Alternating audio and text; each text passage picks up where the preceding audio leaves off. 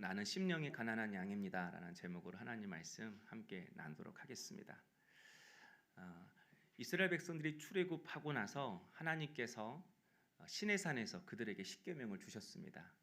율법을 지키야 하나님의 백성이 된다 조건과 자격이 아니라 이제 하나님의 백성이 되었으니 그 수준에 맞게 살아야 한다, 그런 의미에서 십계명을 주신 것입니다. 이렇게 하나님이 시내산에서 이스라엘 백성들에게 십계명을 주신 것처럼 예수님도 오늘 본문에서 이스라엘 백성들에게 말씀을 주고 계십니다. 예수를 영접하여 그 마음에 하나님의 나라가 시작된 하나님의 나라의 백성들은 동일하게 그 수준에 맞는 삶을 살아야 한다라는 것입니다. 그러니까 하나님 나라의 백성들이 어떤 삶의 기준과 원칙을 가지고 살아가야 하는지를 주님이 말씀하고 계시는 것입니다. 바로 그 내용이 마태복음 5장부터 7장까지의 내용입니다. 산에서 말씀하셨다고 해서 산상설교, 산상수훈이라도 하고요. 천국 백성들이 지켜야 할 삶의 원리를 말씀하셨다고 해서 천국 대현장이라고도 합니다. 그런데 예수님께서 제일 먼저 하신 말씀이 다른 것이 아니라 복에 관한 말씀이셨습니다. 우리의 삶이 바뀌려면 제일 먼저 복에 대한 생각이 바뀌어야 한다는 것입니다. 복을 어떻게 생각하느냐에 따라서 우리의 삶의 목적, 삶의 방식, 삶의 패턴, 삶의 패러다임이 다 바뀐다라는 것입니다. 무엇보다도 우리의 신앙의 모습도 달라진다라는 거예요. 돈을 추구하는 인생은 평생 그 돈을 따라가는 삶의 방식으로 살아가게 될 것입니다. 힘을 복이라고 생각하는 사람은 평생 그 힘을 추구하는 삶의 방식을 따라 살아가게 될 것입니다.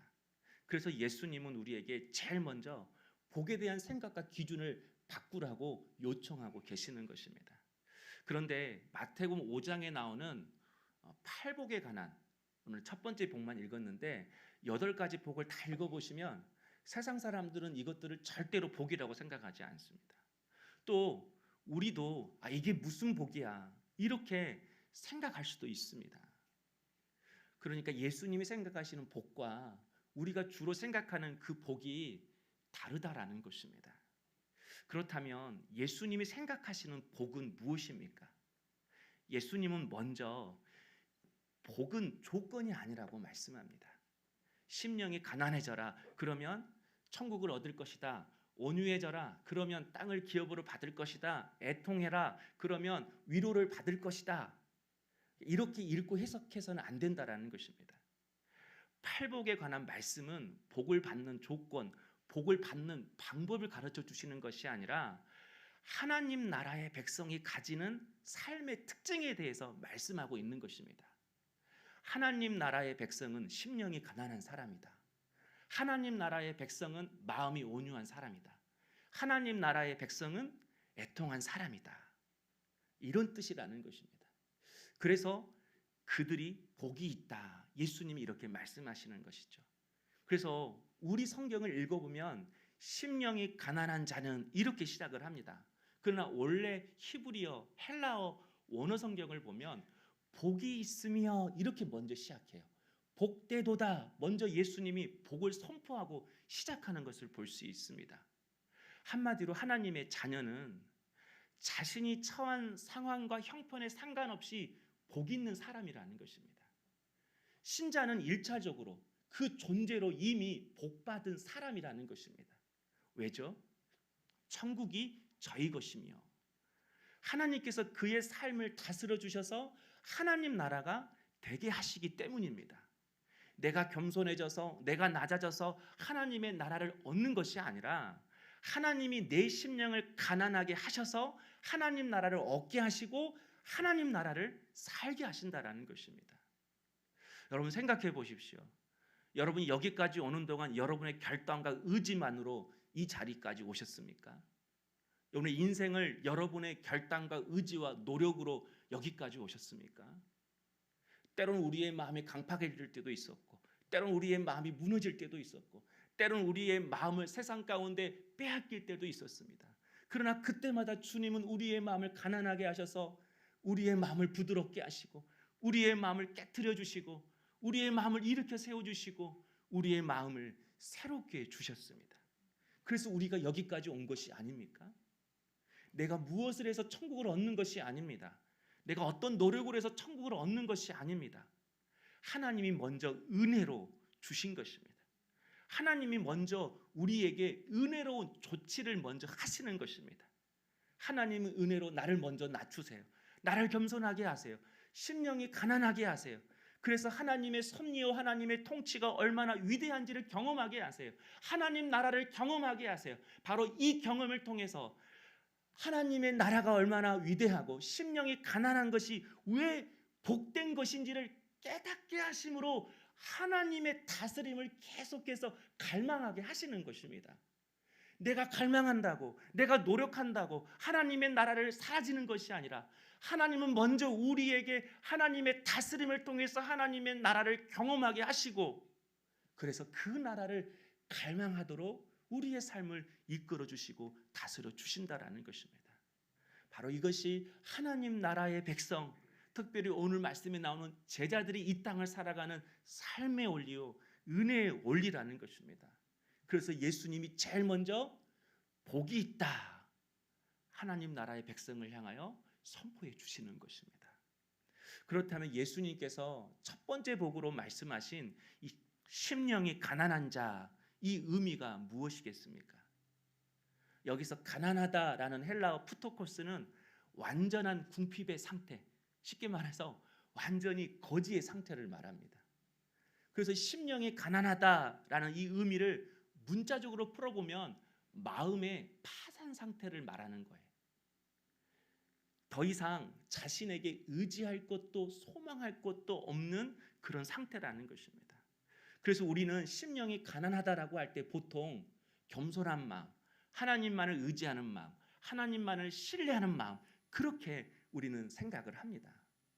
그런데 여러분, 오늘 말씀을 묵상하면서 하나님을 믿는 사람이라면 되게 하나님 앞에서는 겸손합니다. 어려운 일이 생기면 보통 대부분의 성도들은 하나님을 의지합니다. 하나님께 소망을 둡니다. 그런데 문제는 많은 성도들이 내가 원하는 그림을 가지고 하나님을 의지한다라는 거예요. 겸손하지 않아서, 의지하지 않아서, 소망을 두지 않아서가 문제가 아니라 내가 원하는 계획, 내가 가지고 있는 뜻을 가지고 하나님을 소망하고 하나님을 의지한다라는 거예요. 한마디로 하나님 이런 천국 만들어 주세요. 이렇게 되게 해주세요. 이렇게 주님을 의지한다라는 거죠.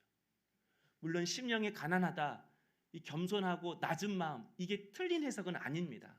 그러나 이 심령이 가난한 이 마음을 그저 겸손한 마음이다, 낮은 마음이다, 하나님을 의지하고 소망하는 마음이다라고만 해석할 수는 없다라는 것입니다.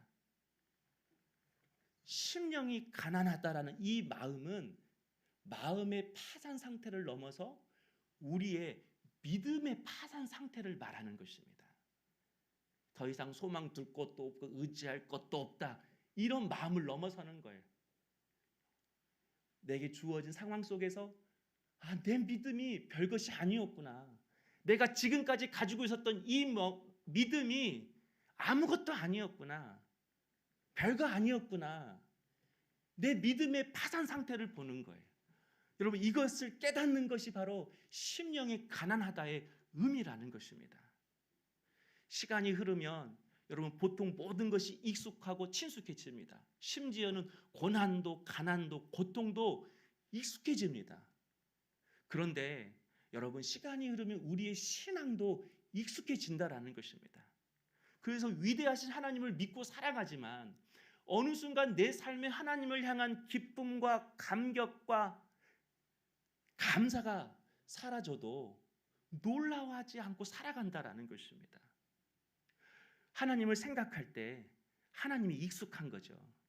하나님을 생각할 때 나는 하나님을 잘 알고 하나님과 친하고 성경을 오랫동안 읽었기 때문에 이런 상황에서는 하나님이 이렇게 일하시고 저런 상황에서는 하나님이 이렇게 역사하실 것이다라고 예측할 수 있다고 우리는 생각을 합니다.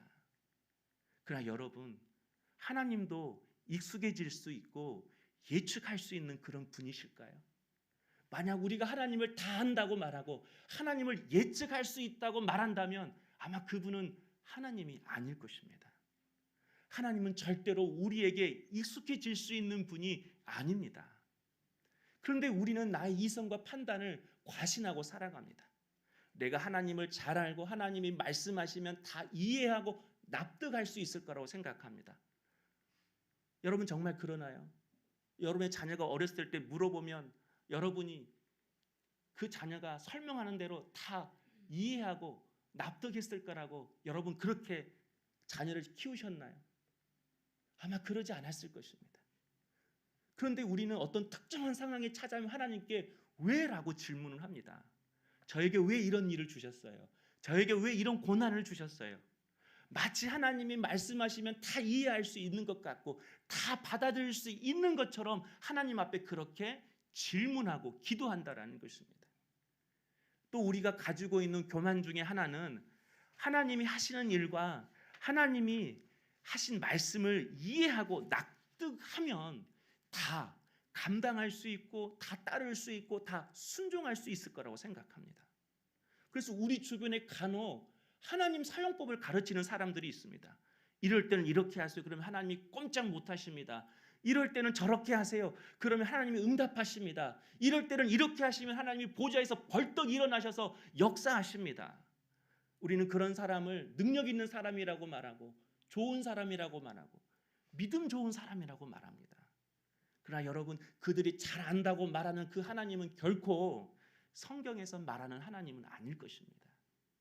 이사야서 55장 9절에 하늘이 땅보다 높음 같이 내 길은 너희 길보다 높으며 내 생각은 너희 생각보다 높으니라.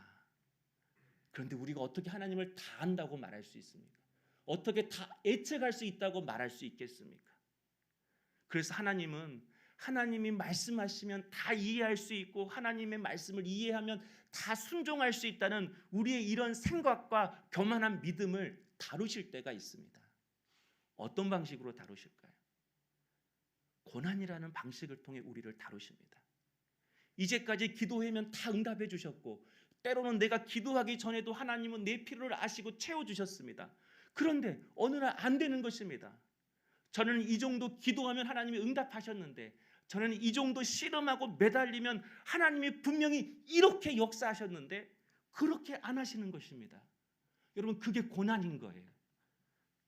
그 순간 나는 하나님을 잘 믿고 있다고 생각했고 하나님을 잘 알고 있다고 생각했고 하나님과 친밀하다고 생각했는데 그런 생각과 믿음들이 다 깨지는 것입니다. 바로 이것이 심령이 가난한 상태라는 거예요. 바로 이것이 믿음의 파산 상태라는 것입니다. 이렇게 하나님은 고난이라는 수단을 통해서 하나님에 대한 익숙함, 하나님을 다 안다고 하는 우리의 오만한 생각과 교만한 마음을 깨트리시는 것입니다. 바로 이렇게 깨진 믿음을 경험한 사람이 욥이었습니다. 욥은 알다시피 믿음 없는 사람이 아니었습니다.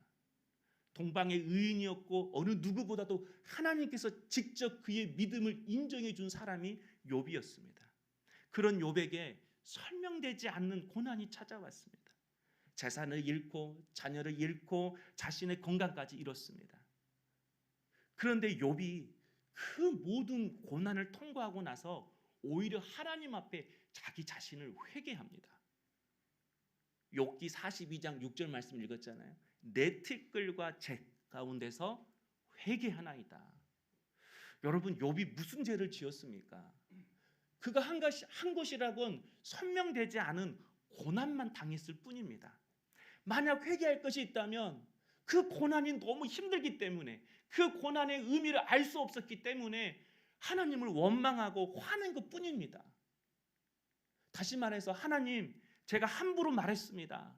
제가 하나님의 뜻을 알지 못하고 기다리지 못해서 하나님을 원망했습니다. 이런 회개였을까요? 저는 아니라고 생각합니다.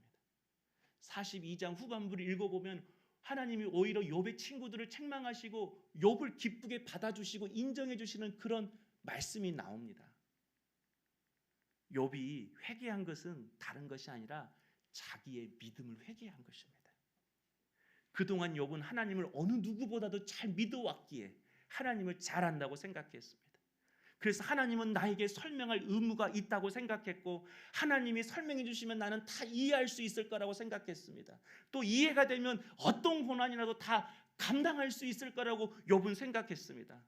그런데 하나님이 설명하셔도 이해할 수 없고 때론 이해한다고 해도 순종할 수 없고 따를 수 없고 감당할 수 없는 연약한 존재임을 그가 그 고난 속에서 깨닫게 된 것입니다. 어떤 이유가 있어서가 아니라 하나님은 하나님이시기 때문에 설명하지 않으셔도 이해할 수 없어도 나의 순종과 사랑을 받으시기에 합당한 분이심을 욥이 깨달은 것입니다.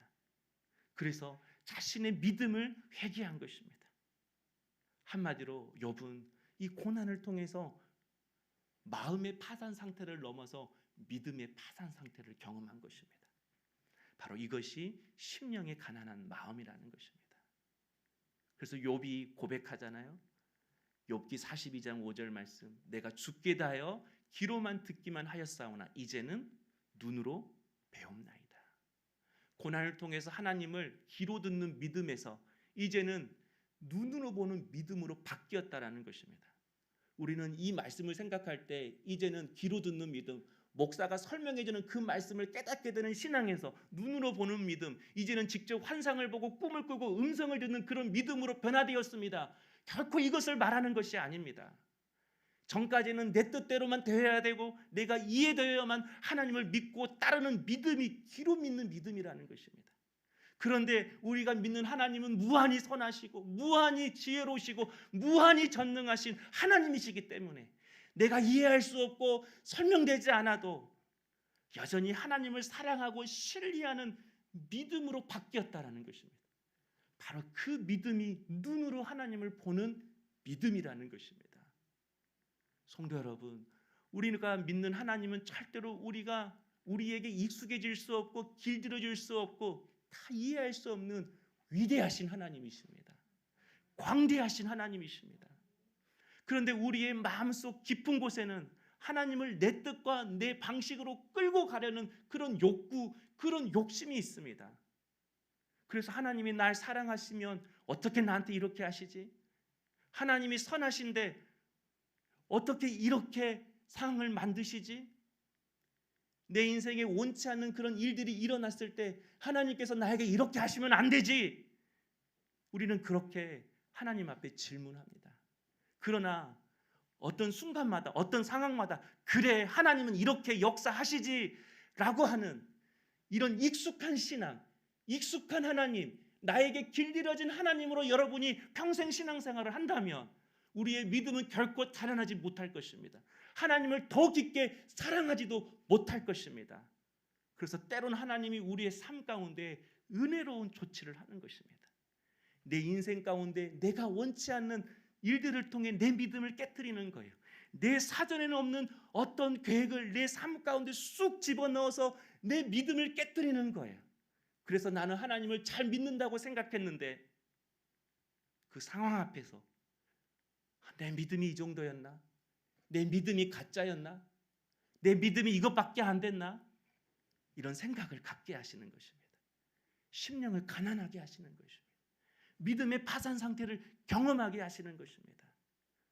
그러나 성도 여러분, 이렇게 심령이 가난해지는 것을 느낄 때, 내 믿음이 무너지고 파산하는 것을 느껴지는 그 순간, 여러분 그 마음을 불편하게 생각하지 마십시오. 저항하게 생각하지 마십시오. 하나님의 손짓임을 알고 받아들일 수 있는 우리 성도님 되기를 원합니다. 내 믿음이 무너지고 깨지고 아무것도 아니라는 그 생각이 들 때 오히려 그때 하나님 나를 다스려 주옵소서 이렇게 고백하는 것입니다. 그럴 때 다시 한번 말하지만 무한히 선하시고 무한히 지혜로우시고 무한히 위대하시고 무한히 전능하신 그 하나님께서 우리의 삶과 우리의 가정과 우리의 기업을 다스려 주시지 않겠습니까?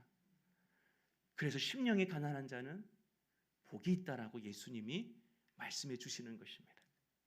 창세기 22장에 보면 하나님께서 아브라함에게 설명되지 않는 명령을 하십니다. 설명을 해도 이해할 수 없는 명령을 하십니다. 어떤 명령이었죠? 100세에 낳은 그 아들 이삭을 제물로 바치라는 것입니다. 그런데 여러분, 아브라함은 하나님께 설명을 요구하지 않았습니다. 하나님의 뜻대로 이삭을 죽이려고 했습니다. 그런데 막상 칼로 그 이삭을 죽이려고 하니까 하나님이 급하게 말리셨습니다. 이제야 내가 하나님 경외한 줄을 알았다. 하나님이 이렇게 말씀하셨어요. 성도 여러분, 하나님은 아브라함의 마음을 몰라서 그런 시험을 주셨을까요? 우리가 믿는 하나님은 우리가 무슨 행동을 해야, 우리가 어떤 제스처를 취해야 그때 내 생각을 알고 내 마음을 아시는 분이실까요? 우리 하나님은 전지하신 하나님이십니다. 모든 것을 다 아시는 하나님이십니다. 하나님은 이미 아브라함의 마음을 다 알고 계셨습니다. 그런데도 왜 아브라함에게 이렇게 이해할 수 없는 시험을 주셨던 것입니까? 그것은 하나님 때문이 아니라 아브라함 때문입니다.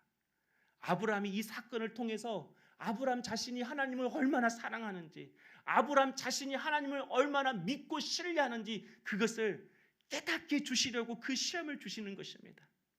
이해할 수 없는 하나님의 명령임에도 순종하는 아브라함을 통해 아브라함아, 그래, 이제 내가 알았다. 네가 나를 사랑하는 줄 이제 내가 알았다. 이 말씀이 아니라는 거예요. 아브라함아, 네가 이 정도로 나를 사랑하고 있어. 네가 이 정도로 나를 신뢰하고 있어. 네가 이 정도로 나를 믿고 있어. 나를 향한 사랑과 믿음이 이 정도였는지 너 알고 있었니? 네 믿음을 네가 알고 있었니? 하나님이 그거 깨닫게 하시는 것입니다. 이거 알려주고 싶으신 것입니다. 아브라함은 하나님의 약속 하나 믿고 가나안의 고향의 친척 아비집을 떠나 약속의 땅으로 왔습니다. 여러분, 그 과정에서 아브라함은 수많은 믿음이 깨지는 경험을 했습니다. 기근이 오면 애굽으로 가고 누군가 자신을 죽이려면 아래도 팔아먹는 그런 저급한 남편이었습니다. 그러나 그는 그 믿음이 깨지는 그 과정 속에서 하나님은 그의 믿음을 새롭게 세워주신 것입니다. 믿음의 파산 상태로 그의 인생을 쪽낸 것이 아니라 믿음이 끝난 자리, 삶이 끝난 그 자리에서 하나님은 아브라함의 믿음을 새롭게 해주신 것입니다. 그래서 이제는 이해가 되고 고개를 끄덕여야만 따라가는 믿음이 아니라 하나님은 하나님이시기 때문에 믿고 순종하는 믿음의 사람으로 아브라함을 그렇게 세우신 것입니다. 귀로 듣는 믿음에서 눈으로 하나님을 뵈는 믿음으로 그를 만드신 것입니다. 얼마 전에 한 영상을 우연히 봤습니다. 그 강사가 하나님은 모든 성도들이 성부가 되길 원하십니다. 이렇게 말씀하더라고요. 성부가 되길, 성부 하나님인가? 무슨 뜻인가 했어요. 근데 알고 보니까 성부, 거룩한 부자라는 뜻이었습니다. 거룩한 부자가 되어 주의 일을 하고 그리고 주신 그 축복으로 성빈의 삶, 자처해서 가난한 삶을 살아가는 그 거룩한 사람들에게 흘려보내주라고 하나님은 우리 모든 사람들이 성부가 되기를 원하십니다. 그렇게 이야기를 하더라고요. 그러면서 마지막에 저는 죽는 날까지 거룩한 부자로 살고 싶습니다. 그래서 저를 기도해 주세요. 무슨 뜻인지는 알겠어요. 근데 여러분, 예수님이 그렇게 사셨나요? 모든 사람들, 그 당시 이스라엘 모든 백성들이 생각했던 익숙한 메시아는 강한 힘을 가진 메시아였습니다. 예수님이 십자가 위에서 달려섰을 때 그 십자가 밑에는 여자들도 있었고 마리아도 있었고 제자 요한도 있었습니다. 여러분 십자가에 달린 그 예수님을 그 요한과 여자들이 보고 있을 때 어떤 생각을 했을까요? 예수님이 이렇게 십자가에 매달려 있지만 말고 천사를 동원해서 하나님의 아들이심을 보여주세요. 요한은 하늘에서 번개를 내려서 하나님의 아들이심을 이 자리에서 보여주세요. 아마 그렇게 생각했을 것입니다. 그러나 주님은 사람들이 생각하고 있던 익숙한 방법을 택하지 않으셨습니다. 아무도 모르는 십자가의 방법을 선택하셨습니다. 모든 수치와 고통과 아픔을 다 짊어지시고 죽으셨습니다. 주님은 승리의 방법이 아니라 모든 것이 무너지는 방법을 통해 우리를 세우셨습니다. 그러나 그 순간 여자들과 제자 요한은 믿음이 무너졌을 것입니다. 그러나 그 패배로 우리를 살리셨습니다. 우리에게 없는 방법으로, 우리에게 익숙하지 않는 방법으로 주님은 우리를 세우셨습니다. 여러분, 우리가 내일 일을 어떻게 알 수 있습니까? 죄송합니다. 오늘 밤 데려가면 내일은 없는 겁니다. 젊은 저도 오늘 밤 이 코에 있는 호흡을 가져가시면 내일 저를 못 보는 것입니다. 그런데 여러분, 내일이 있다고 어떻게 장담하십니까? 내일이 있다고 어떻게 그렇게 확신하십니까? 하나님이 선물로 주신 그 내일을, 위대하신 하나님을 믿는다고 하면서 어떻게 슬픔과 염려와 걱정과 세상 것으로 채우며 살아가고 있습니까? 내가 원하는 그림을 가득가득 채워가지고 하나님 나를 따라와야 된다고, 하나님은 내가 생각하는 대로 익숙하게 역사하셔야 한다고 언제까지 그 고집을 꺾지 않고 주님 앞에 앞장서서 나가시려는 것입니다. 여러분, 하나님을 다 한다고 착각하지 마십시오. 영광스러운 하나님을 여러분의 생각과 여러분의 이성과 여러분의 가지고 있는 그 지식으로 축소하지 마십시오. 우리는 고난을 변장된 축복이라고 이야기합니다. 그런데 여기서 여러분, 무슨 의미의 축복입니까? 변장된 축복이라고 말할 때에 무슨 의미에서의 축복입니까? 아, 그래, 결국 일이 잘 풀 줄 알았어. 아, 그래, 결국 낫게 하실 줄 알았어. 아, 그래, 하나님의 결국 모든 것을 이렇게 협력하여 선을 이루실 줄 알았어. 그런 축복입니까? 아닙니다. 진정 하나님의 고난을 통해 우리에게 주시는 변장된 축복은 귀로 듣는 그 믿음에서 이제는 하나님을 눈으로 보는 그 믿음을 주시려는 축복인 것입니다. 어떤 이유에 있어가 아니라 하나님은 하나님이시기 때문에 그 이유만으로 하나님을 사랑하고 하나님을 따라가고 하나님을 순종하게 되는 그런 믿음의 축복을 우리에게 주시기를 원하시는 것입니다. 내가 다 깨달을 수 없어도 오직 하나님만이 내 인생의 답이시기 때문에 하나님만을 신뢰하는 그 믿음으로 우리를 데려가시는 것입니까? 하나님은 우리를 위해 사랑하는 당신의 아들을 주셨습니다. 그렇다면 하나님을 따르는데, 하나님을 믿고 의지하는데 우리에게 무슨 사탕이 더 필요하겠습니까? 지금 믿음이 무너지고 있습니까? 하나님이 익숙해지셨습니까? 오늘 우리의 믿음이 깨어지기를 원하고, 지금 우리의 믿음이 깨어졌다면 그 깨진 믿음 속에서 내 믿음을 새롭게 하시는 그 하나님을 더욱 신뢰할 수 있는 우리 성도님 되기를 원합니다. 그래서 가난한 심령으로 이제는 그분의 시간, 그분의 뜻, 그분의 방법, 그분의 통치를 받아들이는 우리 성도님 될 수 있기를 주님의 이름으로 축복합니다. 우리 욥의 고백